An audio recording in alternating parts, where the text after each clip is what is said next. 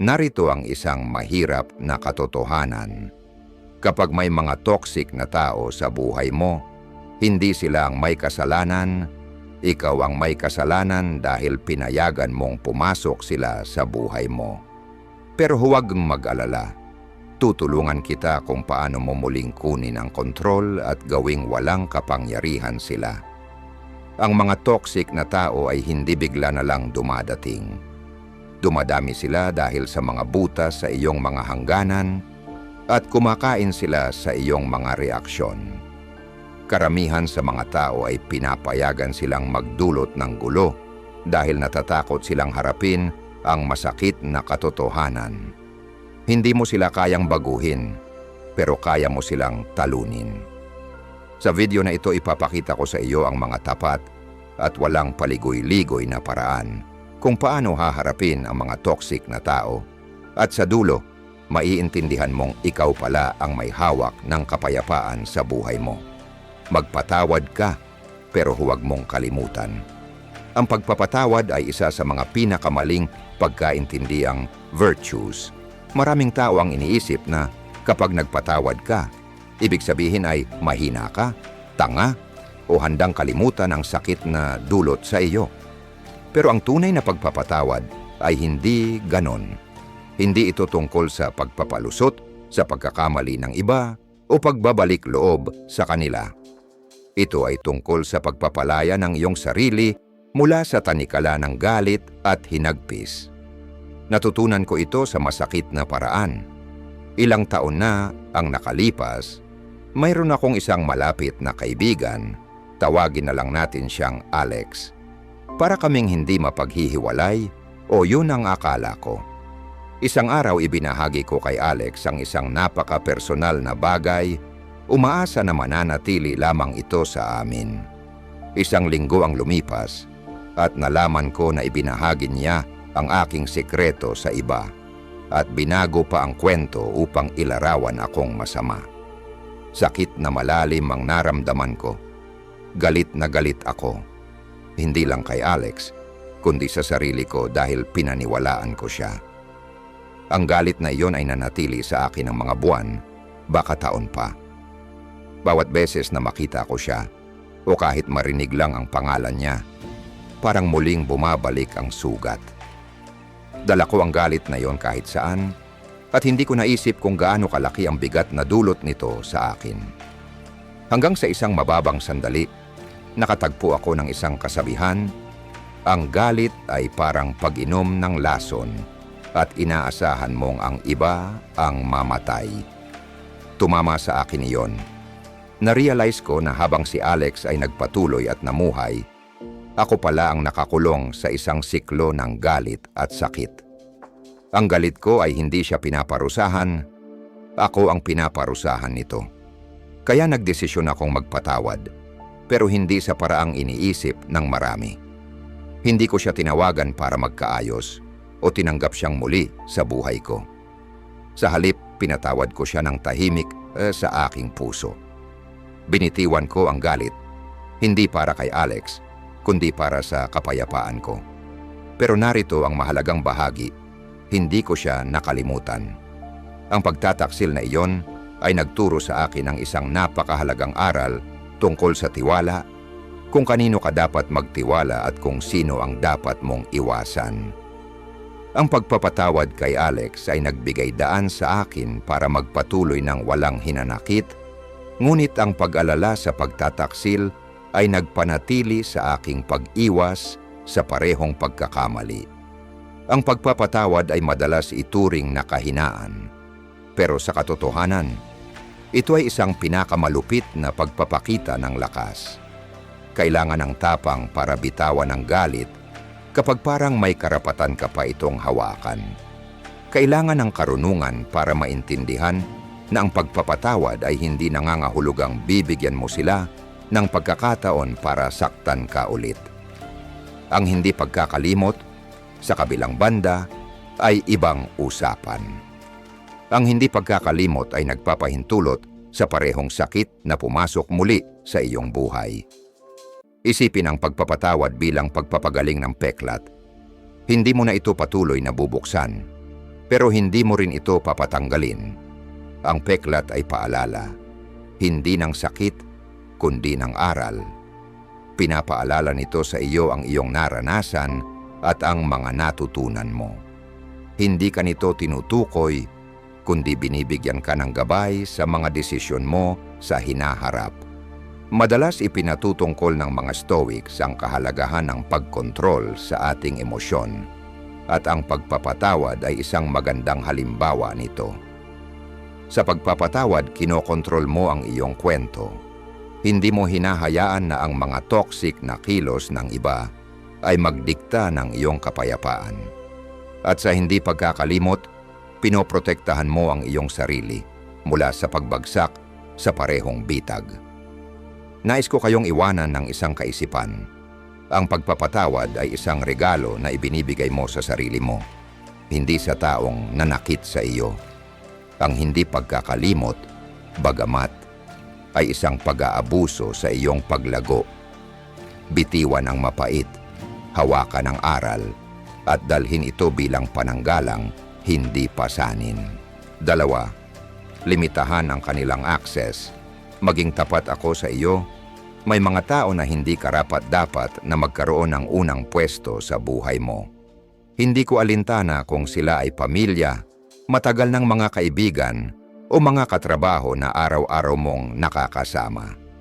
Kung may tao na toxic, ubos ang enerhiya, o patuloy na nilalabag ang iyong mga hangganan, panahon na para bawasan ang kanilang access sa buhay mo. Maaaring tawagin mong malupit ito, pero ang pagprotekta sa iyong kapayapaan ay hindi pagiging makasarili. Ito ay tungkol sa kaligtasan. Ganito kasi yon.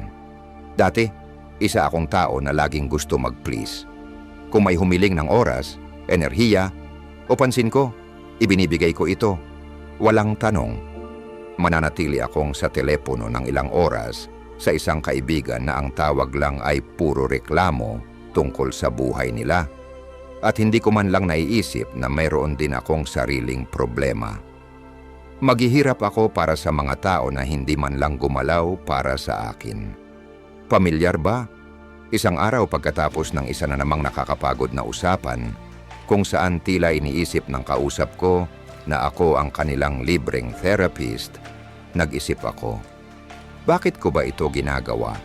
Ano bang nakukuha ko mula sa relasyon na ito? Dito ko na-realize, hindi lahat ng tao ay karapat-dapat na magkaroon ng walang limitasyong access sa buhay mo. Dito na papasok ang kontrobersyal na bahagi. Ang paglilimita ng access ay hindi palaging nangangahulugang tuluyang pagputol sa isang tao. Minsan ito ay tungkol sa pagtatakda ng mga subtul na hangganan na hindi nila alam na naitakda mo na. Halimbawa, yung kaibigan na laging ibinubuhos ang problema sa iyo, magsimula kang mag-reply na, "Wow, mukhang mabigat nga yan. Ano sa tingin mo ang gagawin mo tungkol diyan?" Tingnan mo kung paano sila mawawala ng interes kapag hindi mo na sila pinapalakas sa kanilang mga negatibong pananaw. O kaya naman, yung kamag-anak na laging nangiinsulto sa iyong mga desisyon sa buhay, hindi mo kailangang makipagtalo o magpaliwanag. Tumango ka lang, ngumiti, at itago ang iyong mga plano sa sarili mo. Nawawala ang kapangyarihan ng kanilang hindi pag-apruba kapag hindi nila alam ang buong kwento. May isa akong katrabaho noon na mahilig sa chismis at drama. Bawat pagkakataon na papasukin nila ako sa break room at sasabihin, "Hindi mo pa narinig ang ginawa ni ganito at ganyan." Sasabihin ko na lang ng mahinahon, hindi ako masyadong interesado sa office drama, at aalis na ako. Medyo awkward sa umpisa, pero guess what?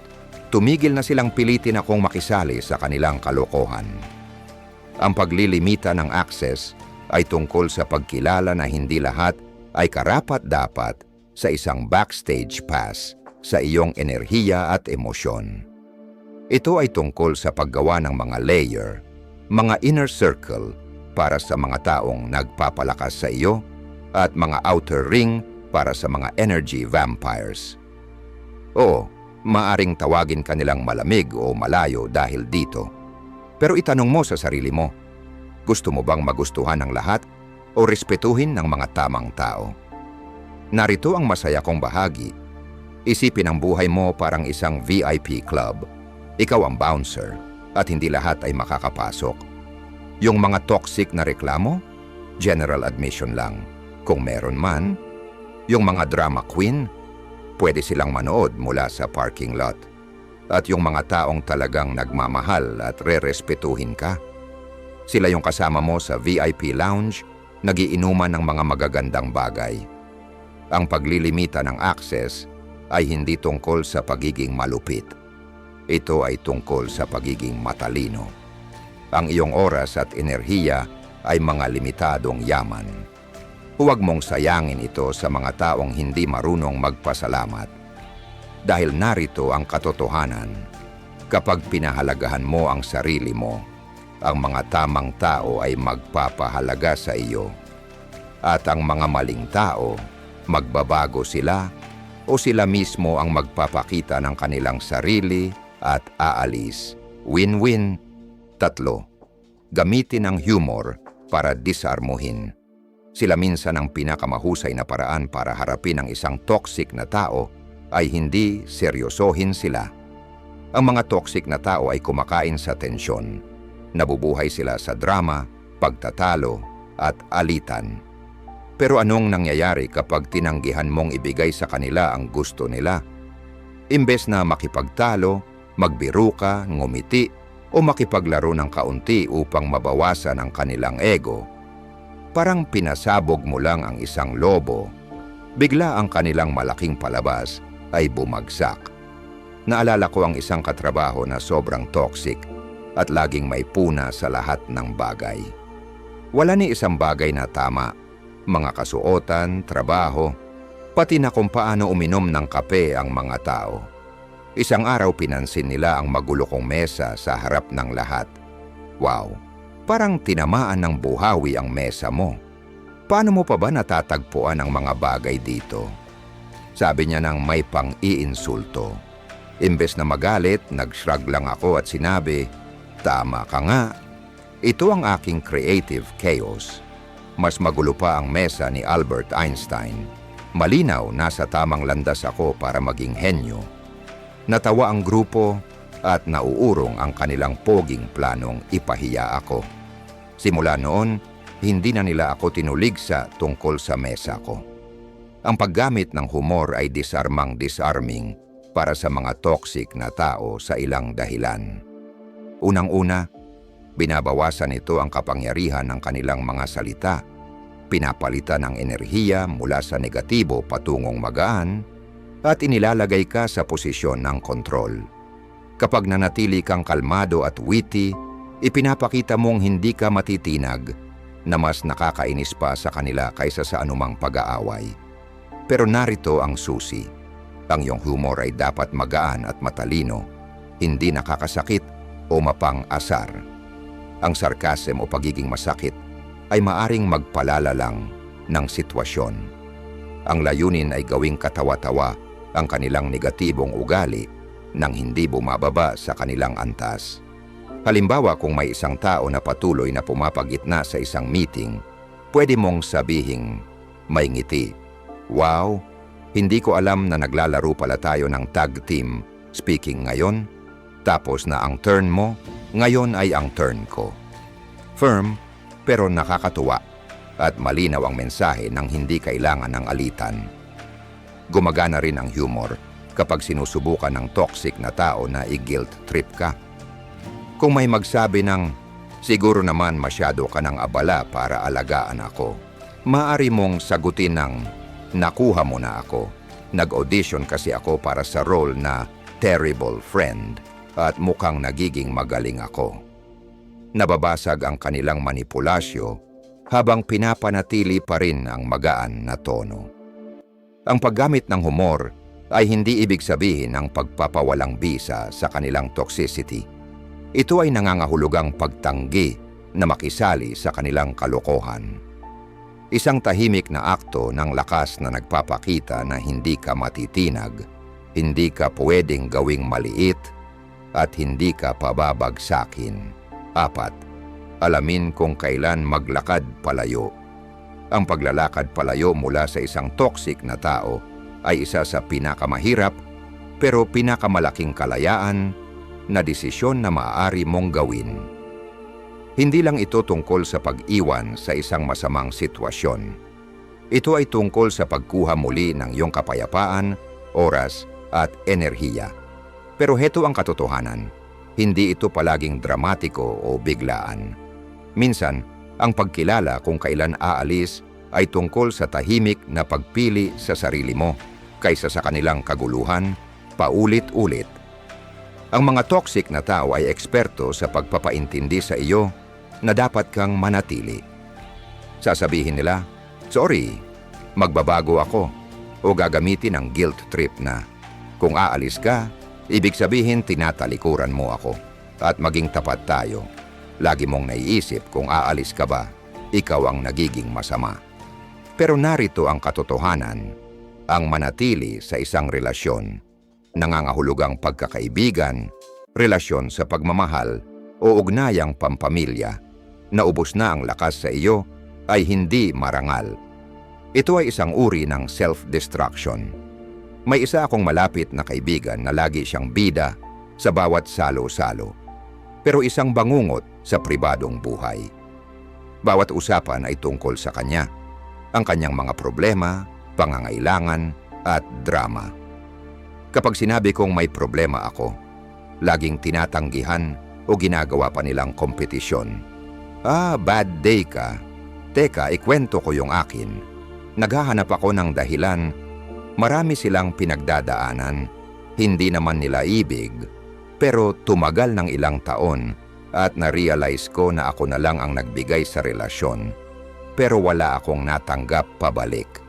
Ang breaking point ay dumating nang magkaroon ako ng personal na krisis at kailangan ko ng suporta. Nag-reach out ako at ang sagot nila ay, "Mukhang mahirap nga, pero may sarili rin akong pinagdadaanan." Dito ko na-realize, hindi sila toxic dahil masama sila. Sila'y toxic dahil hindi sila talaga nagmamalasakit. Masakit maglakad palayo, pero naramdaman ko rin na parang nabunutan ako ng napakabigat na pasanin. Hindi palaging nangangahulugang tuluyan mong putulin ang isang tao. Minsan, ito ay nangangahulugang bawasan ang komunikasyon, hindi sagutin ang bawat tawag, o hayaan silang unti-unting mawala sa likod ng buhay mo. Magtakda ng mga hangganan. Hindi ako available para pag-usapan ito o hindi ko na yata kayang tumulong pa diyan. Emotionally, mag-detach kahit pa magkita o mag-usap pa kayo. Huwag mong hayaang maapektuhan ka ng kanilang opinyon o pag-uugali. Narito ang isang kontrobersyal na katotohanan. Minsan ang paglalakad palayo ay nangangahulugang paglayo mula sa mga tao na sinasabi ng lipunan na kailangan mong manatili tulad ng pamilya. Ngunit hindi ibig sabihin na dahil magkadugo kayo, may karapatan na silang abusuhin ka, manipulahin ka, o ubusin ang iyong lakas. Ang paglalakad palayo ay hindi nangangahulugang galit ka. Ito ay nangangahulugang mahal mo ang sarili mong kapayapaan. At dito na pumapasok ang mas malalim na mensahe. Ang paglalakad palayo ay hindi isang akto ng galit. Isa itong akto ng pagmamahal para sa sarili mo, sa iyong kalusugan, at sa buhay na nais mong itaguyod. Ito ay nagsasabing, karapat-dapat ako sa mga relasyon na nagpapalakas sa akin, hindi yung mga relasyon na nagpapabagsak sa akin. At kapag nakalayo ka na, mararamdaman mo ang isang makapangyarihang bagay. Hindi lang ikaw ang naglakad palayo sa kanila. Naglakad ka patungo sa mas malusog at mas masayang ikaw. Hindi ibig sabihin na ikaw ay nabigo. Ibig sabihin nagtagumpay ka sa pagkilala ng iyong halaga. Madalas ang mga toxic na tao ay nagpaparamdam sa iyo na ikaw ay labis, kulang, o may kasalanan sa lahat. Pero sa sandaling maglakad ka palayo, makikita mo ang katotohanan, hindi ikaw. Sila palagi. At ang pinakamagandang bahagi, ang paglalakad palayo ay nagbibigay sa iyo ng kalayaan upang punuin ang buhay mo ng mga tao na nakikita ang iyong halaga at tinatrato ka ng nararapat. 5. Palibutan ang iyong sarili ng mga taong nagpapalakas sa iyo. Ang makisalamuha sa mga toxic na tao ay parang pagsubok na lumangoy na may bigat na nakakabit sa iyong mga bukong-bukong. Patuloy kang inaahon ng kanilang negatibidad, manipulasyon o drama. Ano ang pinakamabisang lunas? Ang palibutan ang sarili ng mga tao na nagpapalakas sa iyo. Ang mga taong ito ay hindi lang nagdadala ng positibong pananaw. Pinapaalala nila sa iyo ang iyong halaga, hinihikayat ang iyong paglago, at tinutulungan kang mapanatili ang toxic na enerhiya mula sa iyong paligid. Narito ang isang simpleng katotohanan. Ang iyong kapaligiran ay may malalim na epekto sa iyo. Kung palagi kang nakakasama ng mga toxic na tao, tiyak na makakabawas ka ng kanilang mga ugali, pananaw, at minsan pati na ang kanilang pananaw sa buhay. Pero kapag napapaligiran ka ng mga taong may malasakit at naghahangad ng pinakamahusay para sa iyo, mangyayari ang isang magic na bagay. Simula mong makita ang pinakamahusay na bersyon ng iyong sarili. Isipin mo, naranasan mo na bang magkaroon ng kaibigang magaan ang pakiramdam mo pagkatapos makipagkwentuhan sa kanila? Yung may kaibigang nakikinig ng walang paghuhusga, nagdiriwang ng iyong mga tagumpay ng walang inggit, at hinihikayat ka sa paraang nakapagpapalakas sa halip na nakakapanghina. Sila ang mga taong kailangan mong kasama sa buhay mo. Para sa akin, may panahon na ako'y nahulog sa isang paulit-ulit na cycle ng toxic na mga relasyon. Hanggang sa nakilala ko ang isang kasamahan sa trabaho na positibo at tapat. Madalas nilang sabihin, "Magaling ka talaga dito. Bakit hindi mo subukang manguna?" O, "Ang galing mong humandle ng sitwasyong yon." Ang kanilang mga salita ng paghikayat ay tapat, kaya't ako'y nagulat. Sa paglipas ng panahon, na-realize ko na sobrang nasanay na ako sa mga hindi tapat na komento at mga sutil na pang-aalipusta. Kaya hindi ko na matutunan kung ano ang tunay na suporta. Nang maglaan ako ng oras sa mga tao katulad nila, nagsimula kong makita ang mga bagay na nawawala sa buhay ko. Hindi sila nakikipagkompetensya, hindi ako pinapalakas sa ilalim, at hindi nila ako minamanipula. Ang mga taong ito ay nagpapaalala sa akin kung anong klase ng tao ang gusto kong maging at kung paano ko dapat itakda ang mga pamantayan sa lahat ng relasyon sa buhay ko. Narito ang mga paraan kung paano palalaguin ang ganitong klaseng relasyon. Kilalanin ang iyong tribo. Hanapin ang mga tao na nagpapasigla, nagbibigay ng lakas at nag-uudyok sa iyo. Maaring mga matagal na kaibigan, mentor o kahit mga bagong kakilala. Mag-invest sa mga dekalidad na koneksyon. Imbes na magpanatili ng maraming relasyon na mababaw, palalimin ang mga ugnayan sa ilang mga tao na talagang nakapagpapalakas sa iyo. Magbalik ng positibong enerhiya. Maging uri ng tao na nais mong makita sa iyong paligid. Makinig, magbigay suporta, at magdiwang ng tagumpay ng iba ng tapat. Narito ang kontrobersyal na bahagi. Maaring nangangahulugang pagputol ng ugnayan o pagbawas ng komunikasyon sa mga tao na hindi nagpapalakas sa iyo, kahit pa matagal na silang bahagi ng buhay mo. Ang katapatan ay isang magandang katangian, pero hindi ito karapat-dapat palitan para sa iyong kapayapaan ng isip, lalo na kung paulit-ulit kang binabawasan at inuubos ng ibang tao. Ang mas malalim na mensahe ay ito. Ang mga taong nagpapalakas sa iyo ay hindi lang nakakapagpasaya, pinapaalala nila sa iyo na ang buhay ay para sa mga taong nakikita ang pinakamahusay sa iyo. Tinutulungan ka nilang maging taong meant mong maging sa pamamagitan ng pagtangkilik sa iyo at pagtanggap sa iyong potensyal. Ang mga toxic na tao ay pilit kang papaniwalain na ang lahat ng tao ay pareho lang, makasarili, mapait at manipulador katulad nila. Pero ang mga uplifting na tao ay ipinapakita sa iyo ang ibang katotohanan. Pinapaalala nila na may kabutihan, respeto at tapat na koneksyon pa rin sa mundong ito. At kapag naranasan mo ito, magugulat ka kung bakit ka nanatili sa mga relasyon na hindi ito inaalok. 6. Tumanggi na makisalamuha sa kanilang mga laro.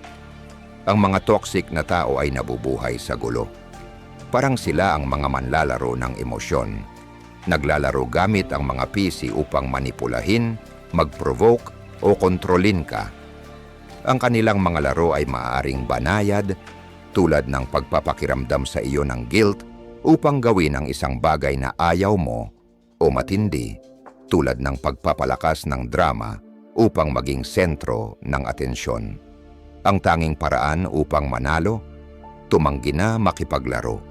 Iwasan ang pagsali sa kanilang mga laro ng buo. Narito ang katotohanan. Ang mga toxic na tao ay eksperto sa pagpapasok sa iyo sa kanilang mga bitag. Sasabihin nila ang mga bagay na nilalayong ipukaw ang iyong emosyon o maglikha ng mga sitwasyon kung saan pakiramdam mo'y kailangan mong tumugon. Ngunit sa sandaling tanggapin mo ang kanilang bitag, sila na ang nanalo. Pumasok ka sa kanilang teritoryo at naglalaro ka ayon sa kanilang mga patakaran.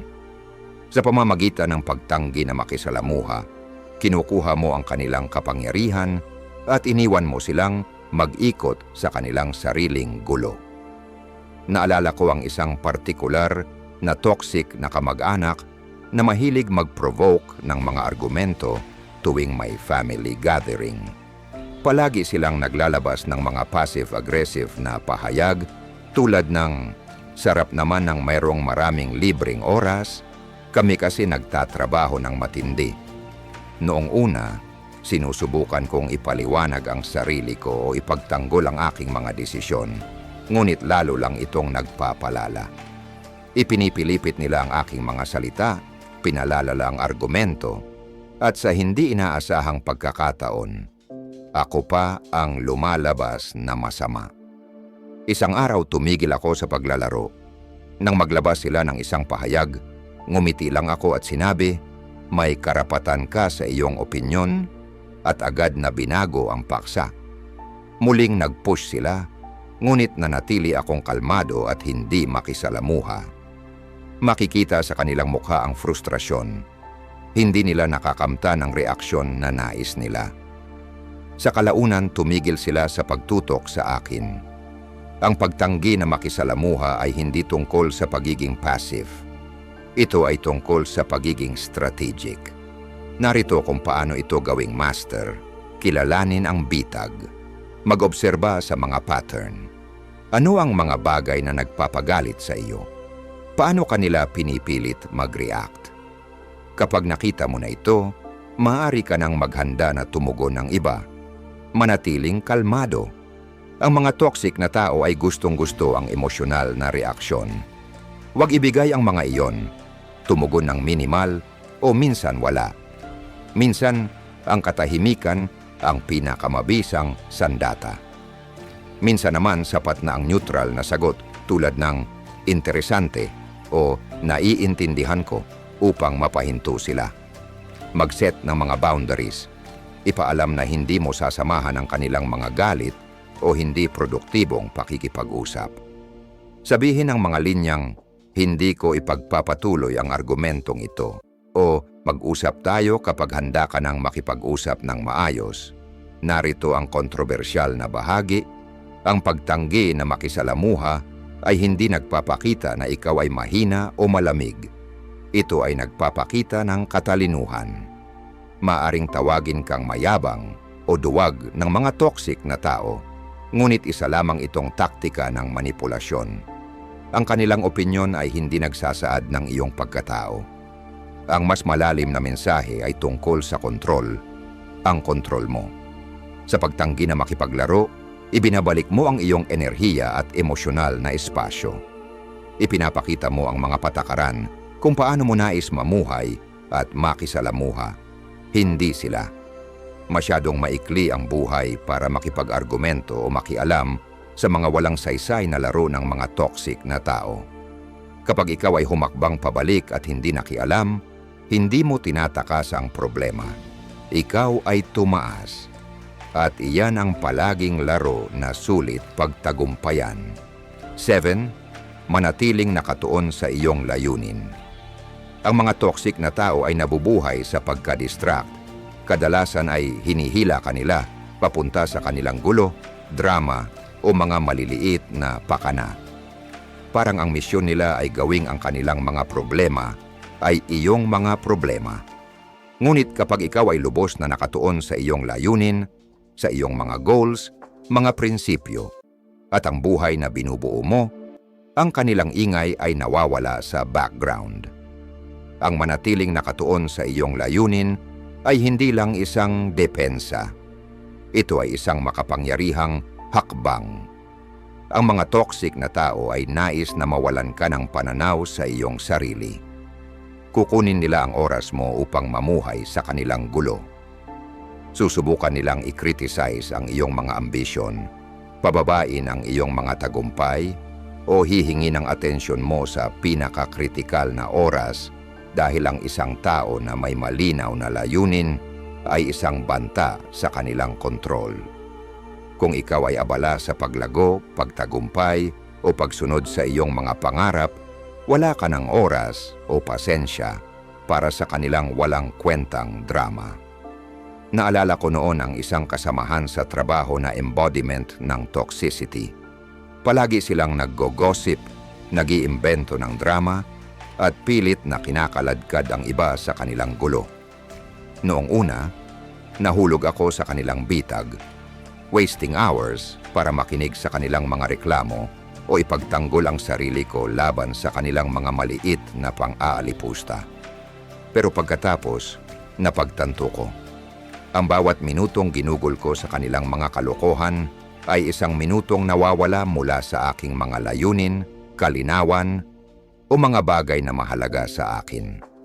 Kaya nagdesisyon akong tumigil sa pakikisalamuha at magtuon sa kung ano ang talagang mahalaga.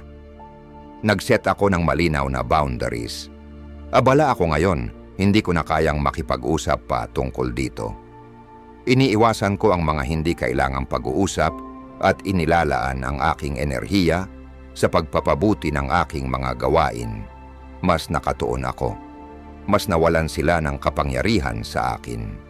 At ang pinakamagandang bahagi, ang aking focus ay nagbigay inspirasyon sa iba na gawin din ang parehong bagay.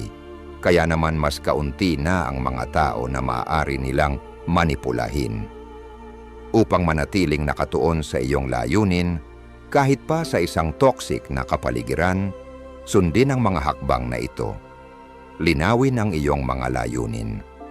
Isulat kung ano ang iyong pinagtatrabahuhan at patuloy na paalalahanan ng sarili kung bakit ito mahalaga. Gumawa ng mental shield. Tignan ang mga toxic na tao bilang background noise. Kilalanin sila kung kinakailangan, ngunit huwag hayaang makaapekto ang kanilang negatibidad sa iyong focus. Magsabi ng hindi nang walang pagpapaumanhin. Tanggihan ang kanilang mga hiling na hindi tumutugma sa iyong mga layunin.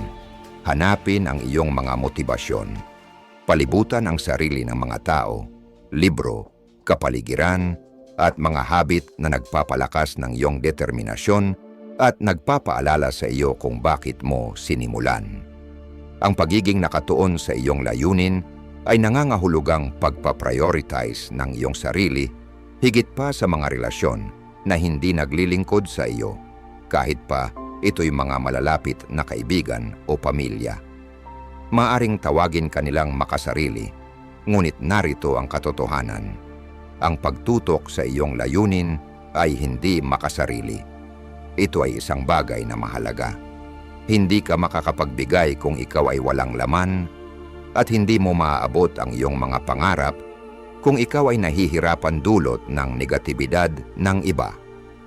Ang manatiling nakatuon ay hindi tungkol sa pagpapabaya sa mga toxic na tao. Ito ay tungkol sa pagpapahalaga sa iyong sarili.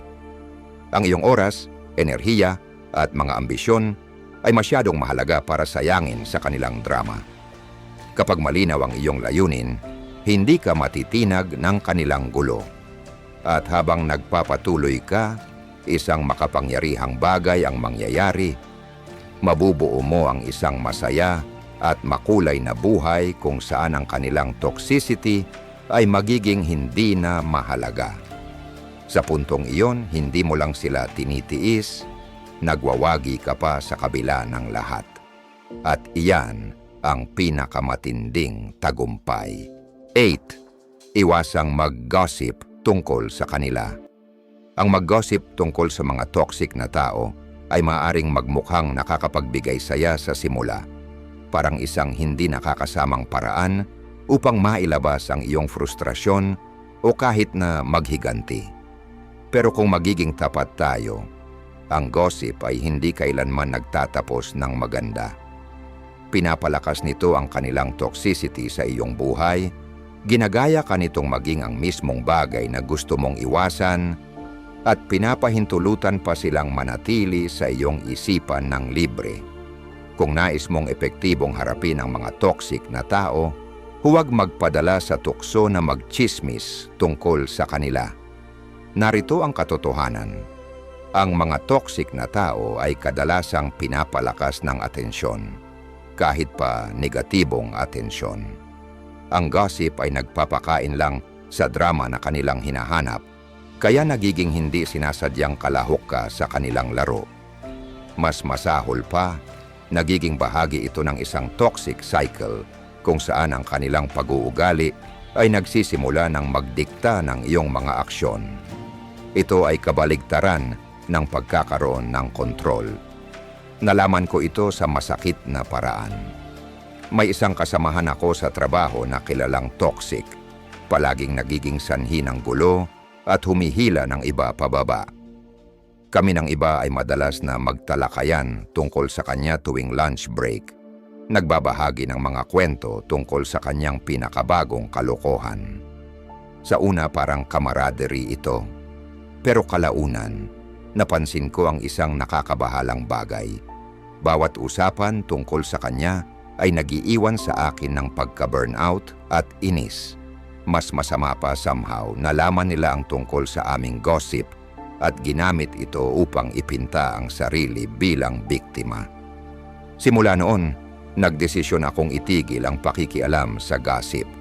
Sa halip, nakatutok ako sa pagpapanatili ng pagiging profesional at pag-a-address ng mga isyu ng direkta kung kinakailangan. Hindi ito palaging madali. May mga pagkakataon na gusto ko talagang maglabas ng sama ng loob. Pero napansin ko ang pagbabago. Sa pagtigil ko sa gossip loop, naibalik ko ang aking enerhiya at integridad.